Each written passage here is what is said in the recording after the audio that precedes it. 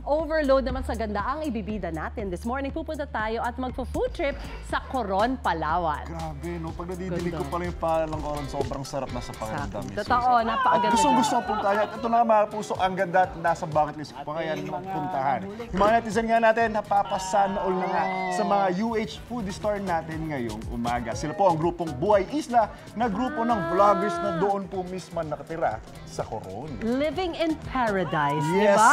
Meron na po silang 302,000 subscribers at milyong-milyong video views. Samahan po natin ang ating UH Foodie Star sa kanilang Buhay Isla sa Coron, Palawan. Let's watch this. Sarap. Ay, sa mga taga-Coron!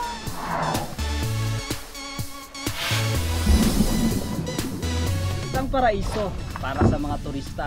Ito ang Coron, Palawan. Pero para sa amin, hindi lang ito pasyalan. Ito ang aming tahanan. Ako, si Rain Canania. At ito ang aming Buhay Isla.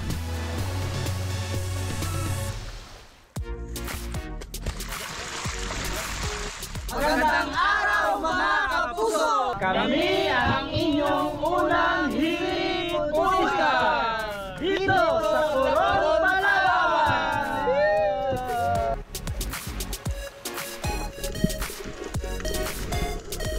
Ngayong umaga, isasama namin kayo sa isa sa aming mga paraan ng pangingisda. Nandito na po tayo sa spot ng ating paghulihan ng sipi. At sa panguhuli po pala ng sipi ay may dalawang klase po kami na ginagamit. Yung single na ginagamitan po ng bato. So ito po yung traditional na ginagamit para mabilis po siya kumailalim. Let's go! May kalaliman po pala ang spot po ng sipi. 260 feet po. Yo! Galing! Tigi-tigi po ang tawag namin dito at sa iba ay sipi. Ayan mga kapuso, nakahuli na rin si Brad Buboy. Ayan o.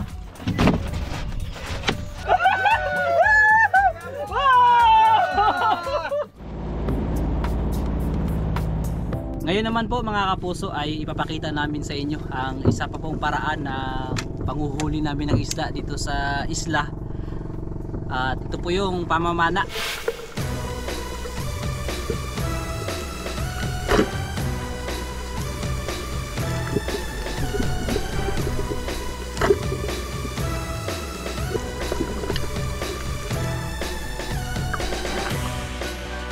At ito ating mga nahuli ngayong araw.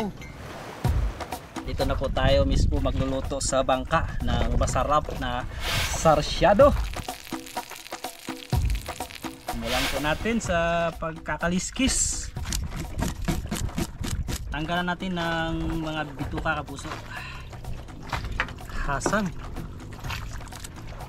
Ngayon naman po, ito ang ating mga gagamiting ingredients sa pagluluto ng sarsyado. Pipirituhin po muna natin.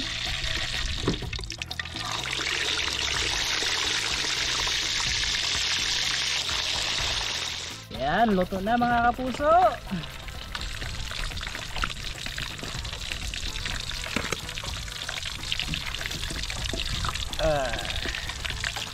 At ngayon naman ay nag-uumpisa na tayo sa ating sarsyado. So ang una po nating gagawin ay magigisa ng dinurog na bawang muna. Sunod po natin mga kamatis. Lagyan po natin ng kaunting patis. Tayin lang po natin lumambot yung kamatis. Sunod po natin ang sili. Lagyan din po natin ng kaunting paminta. Pampagana at pampasarap palalo ang malunggay. Panghuli po natin ilalagay ang itlog at pwede na natin to ilagay ang ating piniritong sipi para sabay siya sa pagkulo at papasok yung kanyang lasa sa loob ng katawan ng sipi.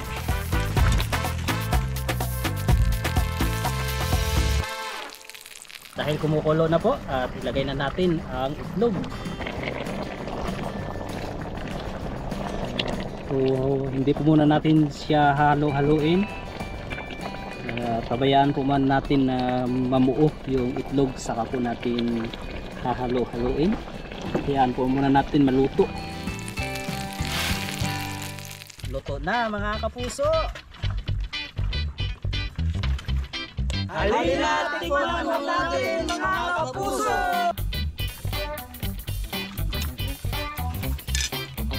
Kung sa Bisaya pa mga kapuso, lami kaayo! Lami kayo!